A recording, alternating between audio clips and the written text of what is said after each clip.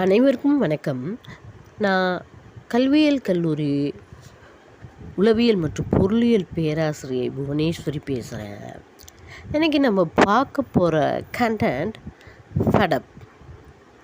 தலைப்பு கேஷுவலாக யூஸ்வலாக சொல்கிற அதே தான், ஒர்க்கிங் உமன்ஸ் அட்ராசிட்டிஸ்.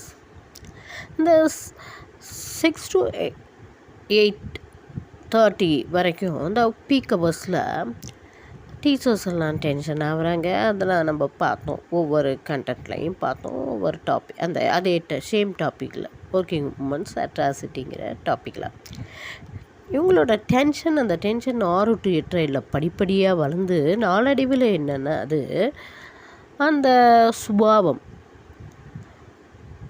கோவப்படுற டென்ஷன் ஆகிற சுபாவம் என்னன்னா அவங்களோட 24 மணி நேரமும் நீடிக்குது. அதனால் அந்த குடும்பம்லாம் சஃபர் ஆகுறாங்க.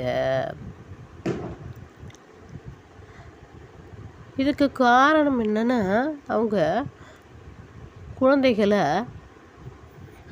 சரியாக வளர்க்கலை, வேலை செய்ய சொல்லி பழக்கம் இருந்தால் தானேங்க வழக்கமாக மாறும். 60% டீச்சர்ஸ் மட்டும் கரெக்டாக வராங்களே அப்படின்னா அவங்க மனப்பக்குவம் உடையவர்களாக இருக்கிறார்கள். நம்ம ஏற்கனவே பார்த்தோம்,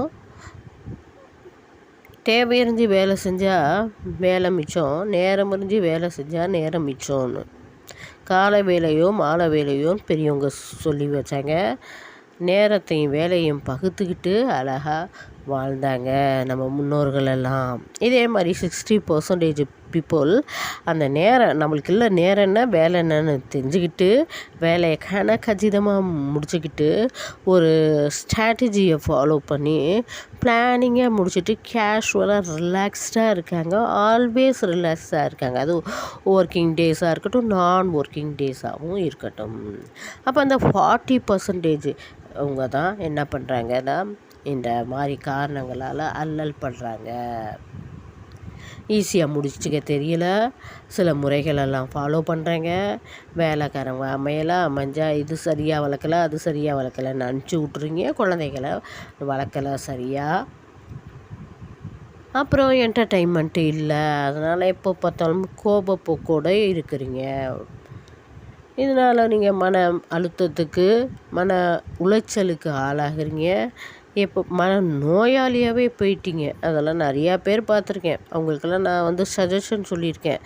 நல்லா சாப்பிடுங்க, நல்லா தூங்குங்க, ஒரு டூர் போங்க, அடிக்கடி ஒரு என்டர்டெயின்மெண்ட் பண்ணுங்கலாம் சொல்லியிருக்கேன். அவங்களுக்கெல்லாம் அதுக்கெல்லாம் நேரம் இல்லை, லீவும் இல்லை. அப்போ இந்த மாதிரி ஒவ்வொன்றா வருது.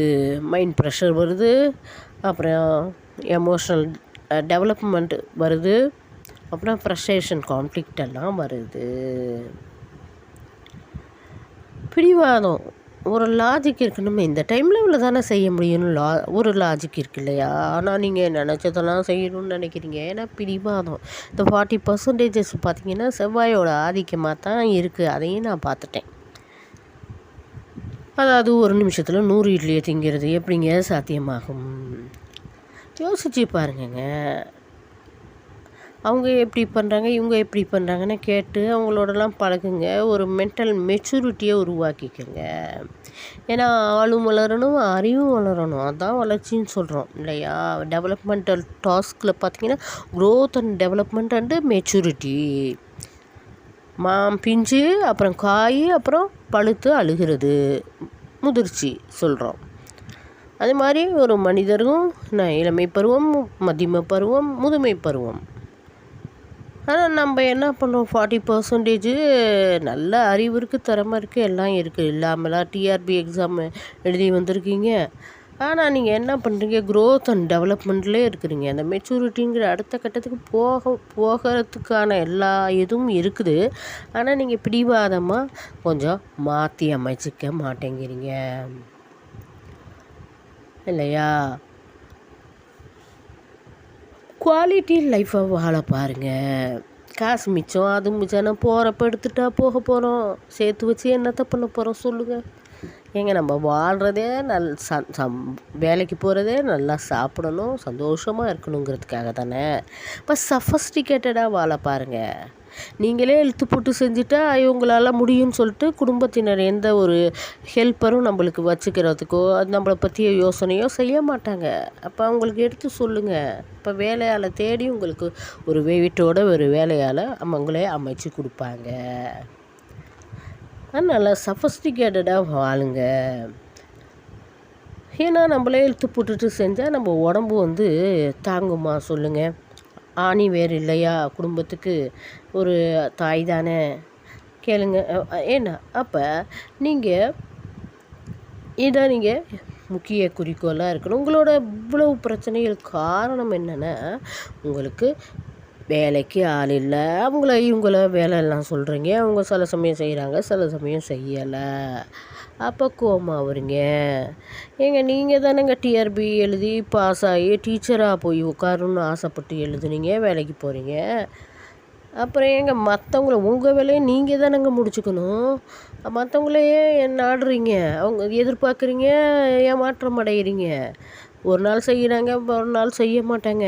ஏன் நீங்கள் சேலரியை வாங்கி அவங்கள்ட்டெல்லாம் கொடுக்குறீங்களா? இல்லைல்ல. அப்புறம் வேலை மட்டும் எதிர்பார்ப்பீங்களா? ஏதோ கொஞ்சம் குழந்தைகளுக்கு அப்படி இப்படி செஞ்சால் தான் அவங்களும் செய்வாங்க. கட் அண்ட் ரைட்டாக இருந்தால் அவங்களும் கட் அண்ட் ரைட்டாக தான் இருப்பாங்க. அப்போ ஒரு டீச்சருங்கிறவங்க நீங்கள் எவ்வளோ பெரிய ஆள் இல்லையா?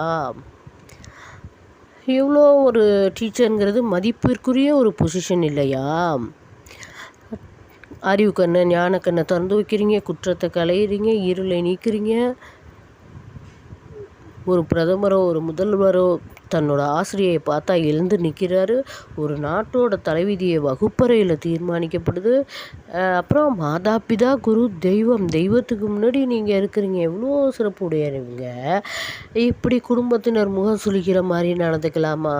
யோசனை பண்ணுங்கள். அக்கம் பக்கத்துலலாம் ஒரு டீச்சராச்சு அப்படின்னு எதுவும் சொல்லலை. ஆனால் எவ்வளோ நீங்கள் பண்ணுறதெல்லாம் அப்படி தெரியுது. அவ்வளோ டே டு டே லைஃப்பில் இதெல்லாம் நீங்கள் டீச்சராக இருந்துட்டு பண்ணலாமா? யோசிங்க. அப்போ நாலேஜ் இஸ் அ பவர். நாலேஜே இருக்குது உங்களுக்கு. நீங்கள் ஜாலியாக ஒரு நாளைக்கு சந்தோஷமாக வேலை பார்க்கணுங்க. பணம் சம்பாதிக்கிறதே சந்தோஷமாக இருக்கிறது தான். அப்போ ஏன் அதை செலவு பண்ணுறதுல தயக்கம் காட்டுறீங்க? உங்களுக்கு வசதியாக நீங்கள் ஆளெல்லாம் அமைச்சிக்கங்க.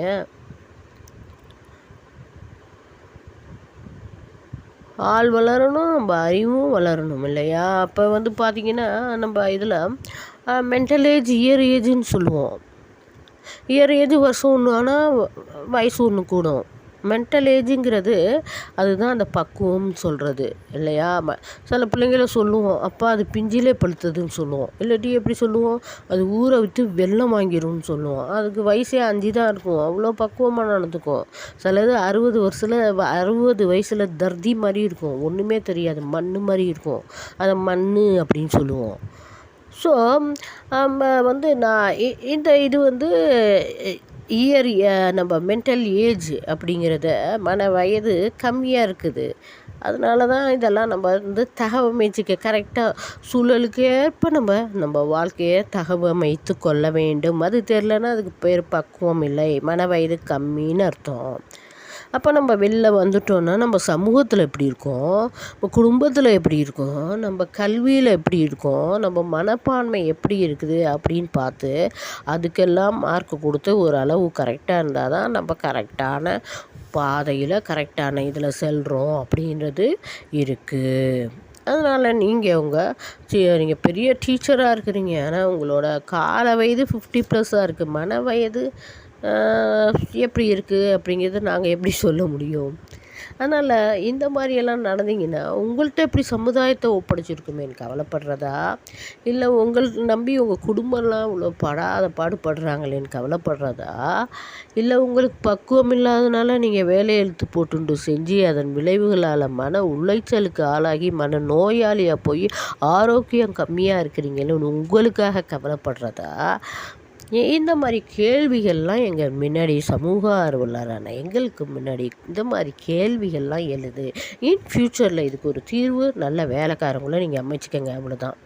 இன் ஃப்யூச்சரில் 2050 இந்த மாதிரிலாம் இன் ஃப்யூச்சர் ஜென்ரேஷனில் பாருங்கள், டீச்சர் ஆனாங்கன்னா அழகாக சஃபஸ்டிகேட்டடாக வாழ்வாங்க. ஏன் நாங்கள் 1 லட்சம் சம்பாதிக்கிறோம், நாங்கள் ஏன் பொழுதனைக்கும் மாங்குன்னு வேலை செய்யணும், கேட்டரிங்கிட்ட ஒப்படைங்க அப்படின்னு சொல்லி 20,000 செலவாகுது சாப்பாட்டுக்கெல்லாம். அந்த 20,000 அவங்க கொடுத்தா 10,000 அவங்களுக்கு செஞ்சு தரத்துக்கு, 10,000 அவங்க பொருள்களை வாங்குறதுக்கு, மளிகை பொருள்களை அப்படின்னு சொல்லிட்டு அழகாக இந்த துணிகளை கூட துவைக்காம அதெல்லாம் டோபிக்கு இது மாதிரி அயன் பண்ண இது மாதிரிலாம் கொடுத்துட்டு சஃபஸ்டிகேட்டடாக வாழ்வாங்க. இதுவும் நடக்கும் இன் ஃப்யூச்சரில். இப்போயே நீங்களும் இது மாதிரி நடந்துக்கலாம், தப்பே இல்லை. ஏன்னா 20,000-25,000 வரைக்கும் சாப்பாடு எல்லாம் சேர்த்தா வருதுங்க. அதை கேட்டரிங்கிட்ட ஒப்படைச்சிட்டு சந்தோஷமாக நல்லா பிடிச்ச சாப்பாடு ஆர்டர் பண்ணி சாப்பிடுங்கோ. இந்த வீடியோ பிடிச்சிருந்தா லைக் பண்ணுங்கள், ஷேர் பண்ணுங்கள், சப்ஸ்கிரைப் பண்ணுங்கள், கமெண்ட் பண்ணுங்கள். நன்றி.